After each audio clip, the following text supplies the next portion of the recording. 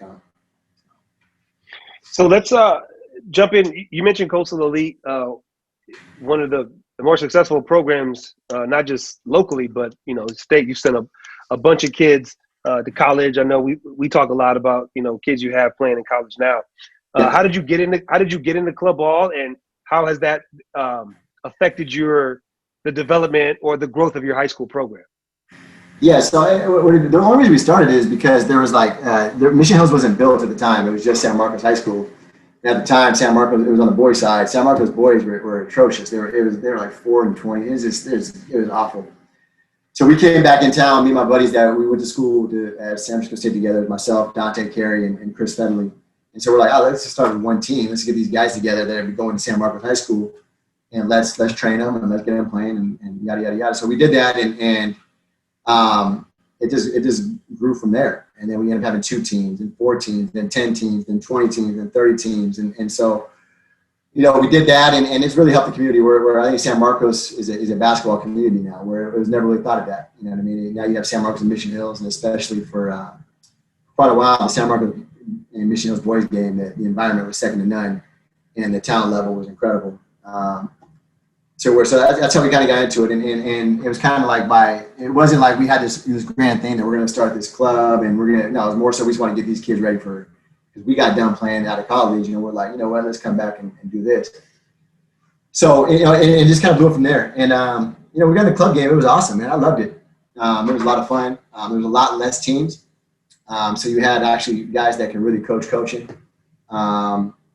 Then as the years went on, it turned into something different. You know what I mean? When social media when we first started wasn't even, I don't know if it was involved or invented or not, but I should probably watch the Social Network and find out when Facebook was invented. But that wasn't a thing. You know what I mean? It was like we just got the best. There was certain clubs. We hosted a league on Friday nights, which we've been doing for 15 years now. Called the Friday Night League, which is not a clever name. But we've been doing that for 15 years now. And so we had all the top clubs from Riverside area, Temecula area, San Diego come up. And it was great. And like I said, then what happened is probably probably 5 years ago, maybe more, but I don't know. But more and more teams start popping up. You have disgruntled parents starting clubs, and they can't start on the top team, and you're not getting playing time, and then it's just now it's ridiculous. You know what I mean? Club isn't quite as fun as it used to be. It used to be where, there's accountability involved. Where I tell a story like this. When I had kids, when I first started, my parents would come to me after the game. I don't really talk to parents very often, but they would come up to me after the game and be like, "Man, my kid is terrible," right? Like, "Man, my kid, bench my kid." Now it's everybody tells me how good their kid is, and I'm like, if you tell me your kid is good, they automatically suck. They're not good. Anytime that someone tells me their kid is good, I automatically know they're no good. But that's all you have now is everybody telling me, oh, my kid is this, my kid is that. And then if I don't see it, whatever, and I'm going to take it to this club over here. And now it's just watered down. It's not the same. It's about social media. It's about putting a highlight, or not even a highlight, I don't know what they put up. They put up weird videos that don't relate to basketball. They put up, I don't know what's happening, to be honest with you. It's gone in a weird path. I don't know how we got here. I mean, I guess I do, but we started the girls club a couple of years ago. The girls club is 1 million times better than the boys side right now. As far as you don't have as many you don't have handlers, you don't have any of that stuff. You just have let's go play. So it kind of reminds me of doing the boys when we first started. But I just think with the club now, there's just too many people involved.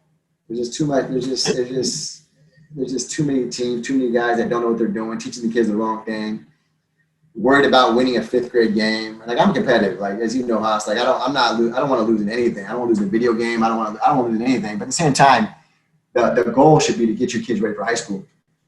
Nobody's watching a 5th grader. No college is watching a 6th grader. It's just not happening. You know what I mean? And now they're so caught up. They're I think zone pressing at a young age should be outlawed. Why are you doing that for? You're setting these kids back years. And so our thing for Coastal is you have to man up. I don't care if it's 3rd grade. I don't care if you have to man up. And we're going to teach them the fundamentals of ball pressure, help side, denial. We're going to offensively, we're going to teach them ball movement. We're not going to do a one-on-one go to work workshop that you see these trainers do all the time, where they're teaching these moves that it's like, dude, how many times in your life are you going to do that, right? And so for me, we kind of got on a weird path on the club side. I enjoy doing it on the girls, and there's certain times in the boys I enjoy my boys teams I coach, but as far as the whole spectrum of it, it's weird, man. I'm not a big fan of it right now. I know when I was young, club wasn't even like a thing. Like, you had to be. I mean, I felt like I was a pretty good kid player when I was 8th, 9th, 10th grade. But club was like the stuff you see in Street and Smith magazine, or stuff you saw in like the high school sports on ESPN. So it wasn't like it was really elite. Now, like you said, if you don't like if your kid is not good enough, the answer is not to get better. The answer is to find a club that they are good enough on, and that kind of defeats the purpose. So I think another thing we talked about is kids don't play enough, right? There's a lot of trainers, and trainers are great. I probably get a bad rap for being critical of trainers. I think the problem isn't trainers. The right thing. I think the problem isn't trainers. I think it falls back on parents, because I think they've forgotten that training is supposed to supplement basketball playing. And right now, we get kids that when they come to our practice or we have a game, it's so obvious that this game is supplementing their training, right? And they catch the ball and they go into their 7 dribble combination moves. And I always tell people, you learn how to play by playing. And when I'm talking to my kids, we'll always say, I can get my three coaches, 4 coaches, and pick up 2 other guys that know how to play. We can go play pickup, and we're not going to run sets, but we're going to know how to pass and cut and play basketball. And I think that's what's really gotten lost with this, like you said, this emphasis on training and this chasing of scholarships instead of chasing getting better. What do you think? Yeah, I mean, like they don't play pickup. Like I still play pickup to this day, and like you rarely ever see high school kids there, or even younger kids. And I know when I was in 5th, 6th grade, I was at the park all day. I didn't even go home. Like, I don't even think my mom or dad liked me, like, where they wanted to see me. They're like, yo, get away from me. Like, actually, my mom loves me. I'm on my time about. But shout out Kathy Wilson. Kathy Wilson, yeah, exactly. So what happened was they were like, I was gone all day. I wasn't even allowed in the house until it got dark, right? And so I would just be at the park. I'd find out you had to be bored. Like, find something to do. And I would play with the older guys. Well, actually what happened was the older guys wouldn't let me play. Like, they would not let you play. And so you had to either be the 10th guy, right, to where they need you to keep going, or and then when you get your opportunity, you can't screw it up. Like, you have to show you can belong. And then once you show you can belong, they'll pick you up forever. But what happens is it builds something, like it's a sense of accomplishment, right? You feel proud as a player. You work because, this is my opportunity with the older guys. I may be 13, and now the guys out there all got off work, and they won't even look at me. They won't even pay. All I want them to do is pick me up, right? And so you have to learn. I had to work every day to get good enough to where, man, hopefully they can notice me and pick me up. Now, unfortunately, the 10th dude had to go pick up his kid or something like that, so I ended up being the 10th guy, and so that's how I got my shot to play at the park. But now everything was organized, so the kids are guaranteed to play. They don't have to fight and scratch and claw. They don't have to feel uncomfortable. You know what I mean? They don't have to feel weird when if you have a slick mouth and you say something to an older guy that he can smack you. Right? They don't have that anymore. Right? So it's just a I don't know, man. Like, it's just we're backwards in basketball, man. We're backwards. I think that kid's just like that's how you get better. You know what I mean? I got better. My trainer, I got talked to Marlon quite a bit. My trainer was Magic. My trainer was Nick Van Exel. Those were my trainers, and so that's just kind of like what. Now it's I don't know what's going on. And it's funny. I'm super defensive. I coach club, and I get super defensive when I hear like the NBA guys, they'll anything that's wrong with the world, they'll blame on club basketball. Like anything that's bad, they'll blame. But the one thing I will say to your point is, the thing about club, you go to a tournament, you're going to play 4 games in a weekend, no matter what, right? Like you said, when we were playing pickup, you didn't want to lose because if you lost, you couldn't play no more. And I think that's something that we definitely lose, where you said you're guaranteed those 4 games, as opposed to you don't want to lose because you don't want to stop playing. And I don't know that these kids really get that anymore. When you're a basketball player, there's nothing worse than losing and having to sit out 5 games. Like, that's the worst thing in the world. Like, as a basketball player, like, I'm out for 6 games. Like, I have to wait. It is like, who's got next? Or And by the like, time your next comes, everybody leaves and everyone there's no leaves. more And like, play. you know what people have to feel too. They don't understand us either. Is that like when you're new, right? And you go to a park and people don't know you. When you walk in, there's no list, and you have to say, "I got next." The guys there don't know you. They automatically think you're no good. No. You got last, and then they'll pick up a dude. And they're not picking you up. No, they're not pick you up, and so you have to get pissed off about it. And then when it's your time to play, like you have to go and show out. And so there's just a lot that's kind of lost in the basketball. We're kind of doing it backwards, like I said. Training is good if they're teaching the right things. There's some trainers that do a great job, and there's some trainers that, just like they're great for Twitter. You know what I mean? They do these crazy stuff on Twitter, and that's how they live their life, man. All credit to them. I don't like social media, as you know. I don't need to post what we do to, I don't know, maybe get clients, whatever. But I see some of the stuff they post, and it's like some of them are really good. They do a great job, and some of these guys are just, man. It's the parents. It proves to me the parents have no clue what's happening. They just fall for the craziest thing you see on the craziest drill you've ever seen on Twitter, and that makes them, that guy is good. You know what I mean? That guy's good. And so, if you want to train, go to the park. Go to the park and go play. That's what you should do, to be honest with you. So let's shift gears. How Yeah. did the we talked about you're an assistant coach at Palomar. How did that come about? And let's start there. How did it come about for you to be on staff there with Coach Marshall? Yes, Coach Marshall basically, she was recruiting some of my players, and she basically put an assistant job up. Said she needed an assistant coach, emailed, and that was probably the first time. I don't email, so I don't even know how I emailed back. I was like, I'll do it. And I got back and hired me over there, and it's been awesome, man. I love it. You know what I mean? It's for me, I think the first year was adjustment as far as do 2 practices a day. You know what I mean? It was like, how to adjust. Now it's easy. Absolutely love it. Coach Marshall over there turned that program around to where it's at a level now where it's not only one of the top in the state, but also one of the top in the country as well. And the culture over there, like we were talking about earlier, is the same. It's hard work, accountability, things of that sort. And so, I love it. I just absolutely love it. So I'm gonna get personal again. I want to talk about this past season because I know it was really tough. I was actually talking to, Lee the day you guys were in getting ready for the Elite 8 game. Hey, yep.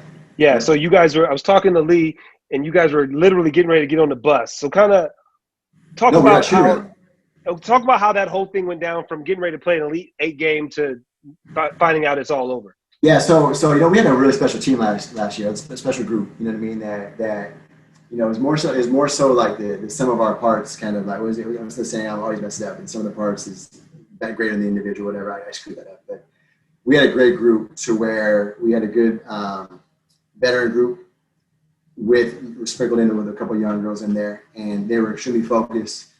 And so we made the state playoffs. We had a great year. I want to say we were 26-3 or 20, some of that like that going into the state playoffs. Won a tough first round game versus LA Trade Tech that was really talented. Beat them, and then we ended up going up to Glendale, playing them in the second round or third round. It was actually technically the third round, which was the Sweet 16, and packed house, and won a tough game up there. We actually didn't play our best, but we gritted it out. We were extremely excited. Went to the Elite 8, so we were up in the West Hills of Lemoore, which is near the Lower Pass Fresno area. And we were up there, and COVID basically hit. We kind of knew it was in the States at the time, but they said no fans. You know what I mean? So we went from playing at Glendale, which was packed house, great environment, and you were there, obviously. And then they told us going into that week there'd be no fans, and that's all right, cool. Let's go. Let's roll the ball down and go. So drove, I want to say 8 hours to get up there. Maybe, was it 8 hours, 7 hours? I don't know how long it was. But anyway, we got up there, and the next morning we had a shoot around. So each team was allotted a certain amount of time for a shoot around. We go in there fully expecting to play, and got done with our shoot around. Game plan felt great going in that game. We're going to play a tough team, San Joaquin Delta, and I don't know, it's just one of those things where like sometimes you have a great feeling, like you just feel really good going to that game. That team was incredible, like really talented. They were number one from the North, from their area. And we just had like a certain energy, a certain focus to us. And we were going to win that game. Like I know it. And we were walking out to go eat lunch and to come back for our game later on. And as we're walking out, we got the call that the game got canceled. And so as we're walking out, the coaching staff comes together and Coach Marshall told us, and it was tough, right? And then we had to go tell the girls. So as we're walking in the vans, we had to tell the girls, oh, hold on, I'm coming in this room real quick. And so we had to tell the girls. It was as far as the coaching staff, obviously it's one of the probably hardest things we had to do because it was just taking. I mean, and not just us; it was everybody on the boys' side and girls' side. But for us to have a unit, like you never expected to end like that. You know what I mean? To where you're literally all you're going to do is go eat lunch, come right back to the gym, and you're ready to play and hopefully win a title or move off the title. That's kind of what it was. It was tough, man. And then we had to drive. We ended up driving home, and it was like the girls. It was like unfinished business. You know what I mean? To where we worked so hard to get to a certain point. To now, it's like the whole way home was rough for the girls, man. It was a lot of tears being shed by the girls and so on. But it was a special group. Obviously, your daughter was part of it, a big part of it, and I got taken away. It kind of sucks.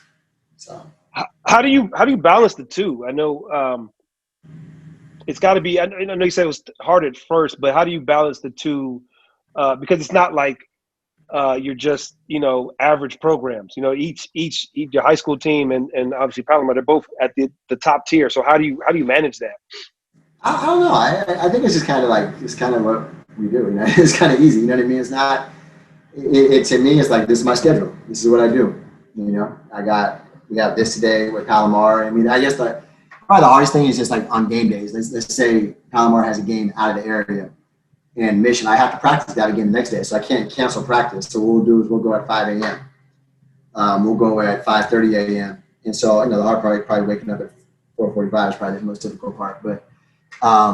Other than that, it's exciting, man. Like to me, it's if I have a game with Mission on the Monday and I have a game with Palomar Wednesday, Mission Thursday, Palomar Friday, whatever. I have 4 games a week. I love it. I just love competition, man. I just want to play. So I love it. So the time stuff is not, maybe I take that back. The hardest time is when the playoffs come around. So because we may have a game on the same day. So like our Palomar team may have a state playoff game, and then same with my Mission Hills team, they have a state playoff game. And that's tough because not being there for the Palomar game, because if there's a conflict, I have to go to my Mission Hills, being I'm the head coach there. If like I watched the game on stream, oh man, I'm a horrible fan, dude. I'm the worst fan. It's brutal. I can't take it. Wait a minute. So let me speak on the fact that you're a horrible fan, because when I'm sitting on the bench in Vegas last week, I'm talking to Kenan, and I'm getting a text message from you. Tell Kenan to do this, and tell Amber to box out. And I'm looking at my phone, and I'm telling Kenan, I'm literally talking to your coach right now. So I could definitely speak to you being a terrible fan. Oh, I'm terrible, man. I'm not. I can't do that, man. It's brutal, man, because you have no control over it. You know what I mean? Like when I'm in the game, I have none of that. I don't even get nerves. Really, I just feel good. Like I'm just excited. To where when I'm not there, it's like it's brutal, dude. It's brutal. It's funny. I'd like to say I'm pretty under control when I coach, but yeah, I'm a mess as a fan. I mean, I'm rude. I'm nasty. I'm talking to the refs. Trust me, I get it 100%. I'm quiet. I'm quiet as a fan. Like if I go to a game, like I like to enjoy it. I don't want to talk to anybody. Like I just want to watch the game. Like, I'm watching a football game. I'm watching the Alabama football game. I don't want to talk to anybody. I just want to watch it. But when it's your team that you're part of, yes, I don't want to talk. I'm not like loud. I'm more like inside, like a notch, because I want to win. So bad. You know what I'm saying? That's more kind of what it is. So let's get personal. Who are some of if you had to, name some of your biggest coaches' influences, kind of up until this point, who would you say they were? Like in the world? Just in general, people who've had a biggest influence on you as a coach. Yeah, I mean, for me, it's like I've always been a student of the game, so I watch sports, dude. Like football is my favorite sport. I'm a basketball coach. Football is my favorite sport. So I, honestly, like I watch a lot of these coaches, and I always try to pick something up. I would say like my favorite coach is Rick Pitino. I love Rick Pitino. You know, some people are going to say what they got to say about him. I don't care about none of that. I think he's the man. I love everything about what he does as a coach. I love his ball pressure. I love his full court. I love the tenacity they play with his Kentucky teams, his Providence teams, his Louisville teams, and now his Iona teams, or going to be his Iona teams. Huge fan of a Rick Pitino. Is somebody that Nolan Richardson, who was at Arkansas and ran 40 minutes of hell, and that's kind of where we got our run and jump, where it's kind of like I was just fascinated. I think that for me, there's I wouldn't say there's necessarily one coaching influence. I kind of get it from a bunch, but I would say if there's one on that side, it'd probably be like a Rick Pitino or I'm trying to think who else off the top of the head. I love Popovich, man. I'm a huge Popovich fan for the Spurs.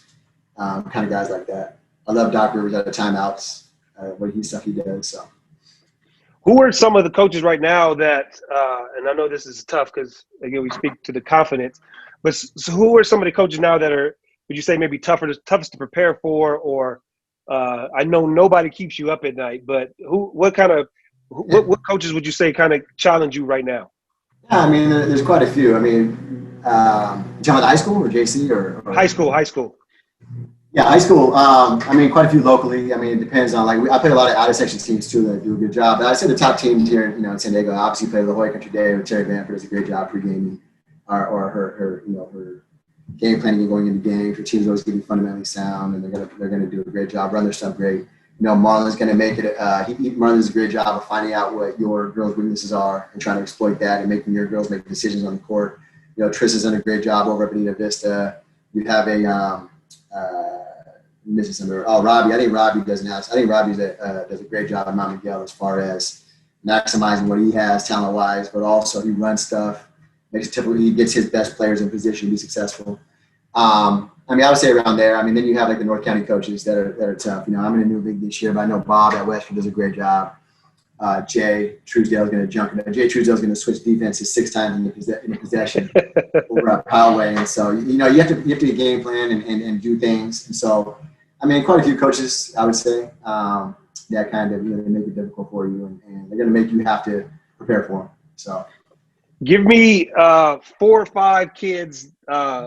That you've coached against locally in San Diego that really stand out, some of the toughest kids you coached against? Yeah, you're talking locally, right? Yeah, locally. Yeah, I would say obviously Dejanay Carrington at Horizon, athletically, and she was just you had a good team down there. You guys were good. You guys were talented. You had quite a few Division I girls on that squad, athletic. But she was tough because it's the stuff that you can't coach for. She can make the play that it doesn't matter what you draw up. It's almost like a Randy Moss in football. You get the perfect coverage, but he's gonna get the ball, and that's kind of how she was. She was rebounding, putting the ball in the bucket. Destiny, obviously, because funny story. Hold on. Yep. Game. And again, that was my first real year as a head coach, and I remember before the game started, I was nervous. I was like, man, I'm nervous. And I looked at the assistant coach, and I'm like, I'm a little nervous. And then it's crazy. I saw her do a layup, and then I just was immediately calm. I was like, but we have her. It's that's something that you can't really, you have that one player that's just going to make you feel like we're going to be okay. She got better every year too. She got better and better every single year. So I would say her for sure, no doubt. Destiny, obviously, we had we played Marlon 4 times a year. It seems like when she was there. The mentality and pressure she put on you. Obviously her skill set, but it's her mentality and pressure that she put on you. Was you could not fall asleep for 1 second. She was tough. She was competitive. Obviously McDonald's All-American. Same with Dejanay. Another one, Tahini Paopao over at La Jolla Country Day. One of the best players that I've ever coached against.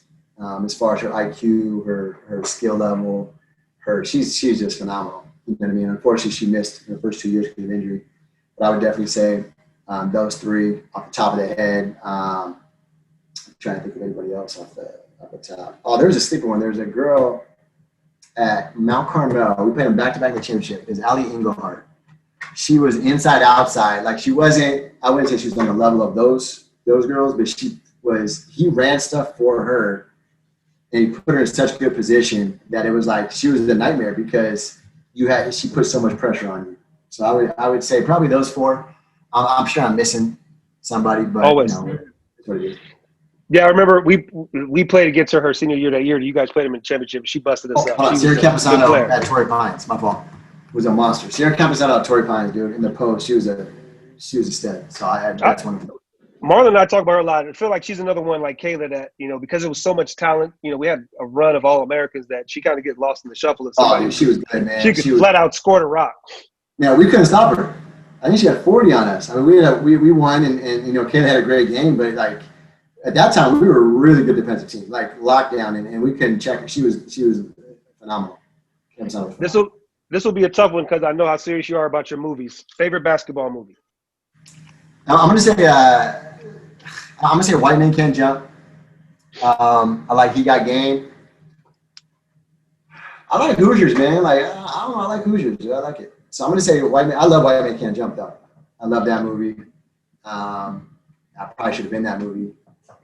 But favorite all-time player? All-time player? I would say Michael Jordan, probably Magic. Magic. There's some because he was a lefty.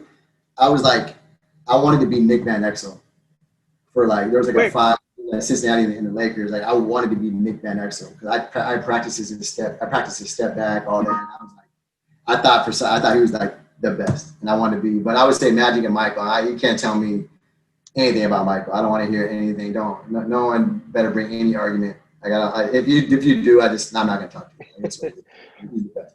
No one's favorite meal. I like pasta, and Marshall makes these burgers, man. I'm telling you, these hamburgers, man. I'm telling you, those are the best burgers I've ever had. But if not that, if I was gonna say like a certain type of food, I would say I don't know. I love like spaghetti with meat sauce. I just love it. It's like my favorite. And then last one, tell me why Tupac is a better rapper than Nas. That was a joke. I don't want to go down that rabbit hole with you because we'll never get out. So hey, I want to thank you personally on a personal note. So you guys we played you guys twice last year, and you probably beat us by a combined 100 in both of those games. But from the time I got the job, I was talking to you amongst other coaches about advice on being a first year coach, and you were always there, giving me advice. You never sugarcoated too, which I appreciate. It was always always straight shooter and brutally honest, which is what I respect. But I also want to thank you for you allowed me to watch your pregame. I was able to go to the school, watch you talk to your admin, watch you talk to your scorekeeper, watch you make sure the gym was set up, watch you greet the coach Robbie when they got there, and then obviously sit in the pregame huddle and the pregame meeting. And for me as a coach who has aspirations to build a program like you've built, that was priceless. So I want to thank you personally for. Not a lot of coaches are going to do that. A lot of coaches would see that as not wanting to help or think I'm trying to steal stuff from you or just try to keep all your tricks to yourself. So I really appreciate you being that sounding board for me, and again letting me sit in and try to learn. And again, you have the program that I achieved, that I hope that we could achieve one day. So I wanted to thank you for that. Of course, I didn't know I did that, but that's awesome. But I'm just kidding. No, of course, man. You're a buddy of mine. Obviously, I think the one thing with here is I think that people kind of get jealous of each other. You know what I mean? I want my friends. I want everyone to do well. You know what I mean? There's a lot up here in North County where I have people that not a lot of people help me when I was doing the program. I actually got nobody was ever trying to help. And so my thing is, for me, it's like I don't like you're a buddy of mine, a good buddy of mine, and I want you to do well. So I'm going to say whatever I can. Or I'm going to try to help whatever I can to do well. Where a lot of people, I don't think they have your best interest, my best, whatever. They want it for themselves. And I'm just like, that doesn't make any sense to me. So like I said, obviously it's awesome. Your Tupac statement was outrageous. I can really piss you. I don't know how many people are going to watch this. Maybe like How many people watched last week? Like, I don't know. I don't know. I have to check the views, but I'll definitely use that as a clickbait where I say. Well, no, we might get like maybe like 6 people watch or maybe 100 people. I don't know. But those 6 need to know. Chris Kroesch admits he Tupac, like Nas. He doesn't like Nas, and Tupac is better. Tupac is the most overrated rapper in the history. Here you go with the controversy. Hip hop. I just want to put that on there. You can get clickbait. You can have them debate me. I don't really care what they say, but it's like it's the truth. Hey, it wouldn't have been a Chris Kroesch interview without at least one controversial statement. So hey, no, it's not controversial. That's just, it's a fact. That's not at all. Right? Hey, thanks again. We went way long, but that's just the sign of good conversation. Again, I thank you for this, and I thank you for all the conversations we have that are behind the scenes that nobody could ever see because we both be in a lot of trouble. So thanks a lot, and then thanks for I wanted to say a special shout out to Coach Marshall for setting your Zoom up before we got started. I know she was doing all the work behind the scenes, getting your lighting and your makeup and everything good. So everything. Yeah, she didn't set this up. We wouldn't have had it. I don't even know how to use the Zoom. There she is. That's kind of what it is. That's kind of what it is. So thanks again, man. No, appreciate you, man. Thank you guys for doing the Hoops Report, man. It's awesome. I hope people, for me, man, they need to pay attention to girls basketball, but just basketball in general, and the people that are giving the avenue to learn about it. We need to get these kids off TikTok, man, and get them watching some real stuff. So. Like I said, I appreciate what you guys are doing, man. You're doing an outstanding job, and thank you for having me on. All right, Dan, Curtis's last week were outstanding, man. They were so good. They set the bar high. They set the bar high. Interviewing them, I want to tell them what a great job they did. I want to watch more interviews with them, man. They were awesome. Thanks a lot. Well, I appreciate that, and I'm sure that they'll watch this and they'll be thankful for those kind of words. I will talk to you soon, man. Thanks a lot. Appreciate you. See you guys.